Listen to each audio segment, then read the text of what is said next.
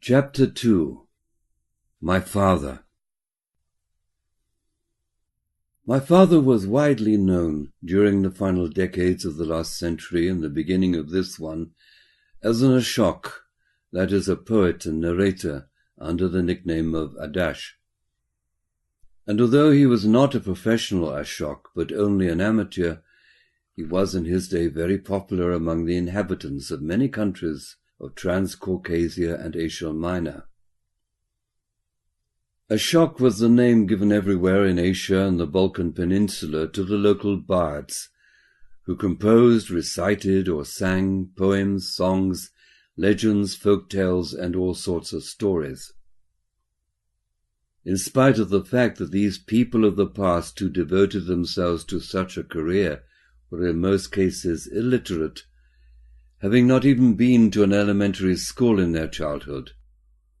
they possessed such a memory and such alertness of mind as would now be considered remarkable and even phenomenal. They not only knew by heart innumerable and often very lengthy narratives and poems, and sang from memory all their various melodies, but when improvising in their own, so to say, subjective way, they hit upon the appropriate rhymes and changes of rhythm for their verses with astounding rapidity. At the present time, men with such abilities are no longer to be found anywhere. Even when I was very young, it was being said that they were becoming scarcer and scarcer. I personally saw a number of these Ashoks who were considered famous in those days, and their faces were strongly impressed on my memory. I happened to see them because my father used to take me as a child to the contests where these poet Ashoks, coming from various countries such as Persia, Turkey, the Caucasus, and even parts of Turkestan, competed before a great throng of people in improvising and singing. This usually proceeded in the following way. One of the participants in the contest chosen by lot would begin in singing an improvised melody to put to his partner some question on a religious or philosophical theme,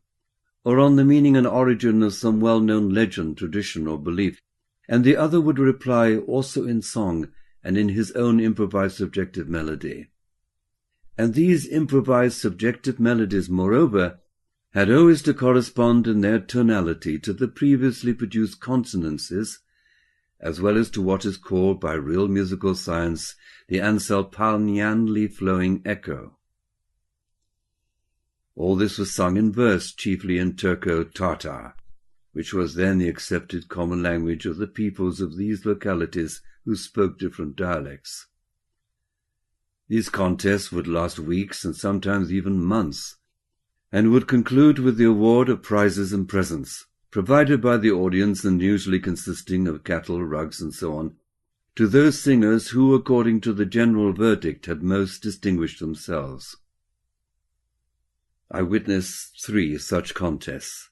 the first of which took place in Turkey in the town of Van, the second in Azerbaijan in the town of Karabakh, and the third in the small town of Subatan in the region of Kars. In Alexanderpol and Kars, the towns where my family lived during my childhood, my father was often invited to evening gatherings to which many people who knew him came in order to hear his stories and songs. At these gatherings he would recite one of the many legends or poems he knew, according to the choice of those present, or he would render in song the dialogues between the different characters. The whole night would sometimes not be long enough for finishing a story, and the audience would meet again on the following evening. On the evenings before Sundays and holidays, when we did not have to get up early the following morning, my father would tell stories to us children, either about ancient great peoples and wonderful men, or about God, nature, and mysterious miracles, and he would invariably conclude with some tale from the 1001 Nights, of which he knew so many that he could indeed have told us one whole tale for each of the 1001 Nights. Among the many strong impressions from these various stories of my father's, which left their mark on my whole life, there was one that served for me in later years, perhaps no less than 5 times, as a spiritualizing factor, enabling me to comprehend the incomprehensible.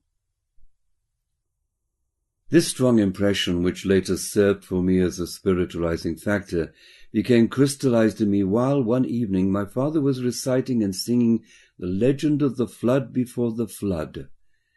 and there arose between him and a certain friend of his a discussion on this subject. This took place at the period when, owing to the dictates of life's circumstances, my father was compelled to become a professional carpenter. This friend of his often dropped in to see him at his workshop,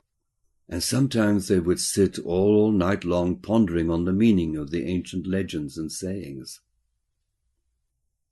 His friend was no other than Dean Bosch of Kars Military Cathedral, the man who was soon to become my first tutor, the founder and creator of my present individuality, and, so to say, the third aspect of my inner God. On the night when this discussion took place, I too was in the workshop, as well as my uncle, who had come to town that evening from a neighbouring village, where he had large market gardens and vineyards. My uncle and I sat together quietly on the soft shavings in the corner, and listened to the singing of my father,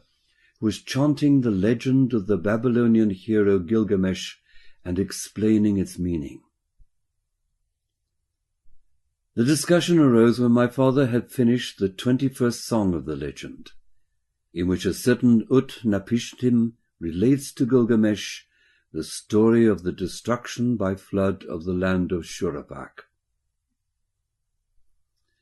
After this song, when my father paused to fill his pipe, he said that in his opinion the legend of Gilgamesh came from the Sumerians, a people more ancient than the Babylonians, and that undoubtedly just this same legend was the origin of the account of the flood in the Hebrew Bible, and served as a basis of the Christian worldview. Only the names and some details have been changed in certain places. The Father Dean began to object, bringing forward many data to the contrary, and the argument became so heated that they even forgot about sending me off to bed, as they usually did on such occasions. And my uncle and I also became so interested in their controversy that without moving we lay on the soft shavings until daybreak, when at last my father and his friend ended their discussion and parted. This 21st song was repeated in the course of that night so many times that it was engraved on my memory for life. In this song it is said, I will tell thee, Gilgamesh,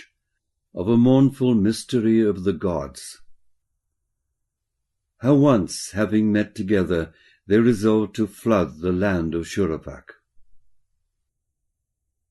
Clear-eyed Ea, saying nothing to his father Anu, nor to the Lord the great Enlil, nor to the spreader of happiness Nemeru, nor even to the underworld prince Enua, called to him his son Ubaratut, said to him, Build thyself a ship, take with thee thy near ones, and what birds and beasts thou wilt. Irrevocably have the gods resolved to flood the land of Shuruppak. The data formed in me during my childhood, thanks to the strong impressions I received during this discussion on an abstract theme, between these two persons who had lived their lives to old age relatively normally, led to a beneficent result for the formation of my individuality, which I first became aware of only much later, namely just before the general European war, and from then on it began to serve for me as the above-mentioned spiritualizing factor.